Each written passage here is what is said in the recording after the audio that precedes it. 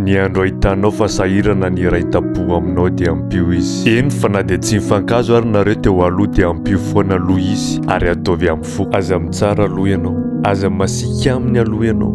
Ny fiainana nefa fantatrao fa mivaovava foana ary rampitso dia mety ianao indray ny mila vonjy. Ny mpirahalahy sy mpirahavavy dia tsy hoe fianakaviana fotsiny satria hoe mitovy ray aman-dreny, fa fiainana manontolo no nampitambatra anareo ary misy rohy mahery vaika mampifandray anareo tsy tokony ho tapaka velively eo amin'ny fiainana.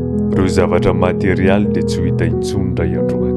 Ny harena, ny vola, anjavona daholo ireny, fa ny fianakaviana no zavatra iray mitoetra eo foana. Aza vela misaraka anareo ny ady sy ny ampo-po. Raha mila fanampiana aminao ny rahalahinao sy ny rahavavinao dia ampio izy rea. Eno ihany ny ampo-ponao dia zava-poana manoloana noho ny raha iraisanareo.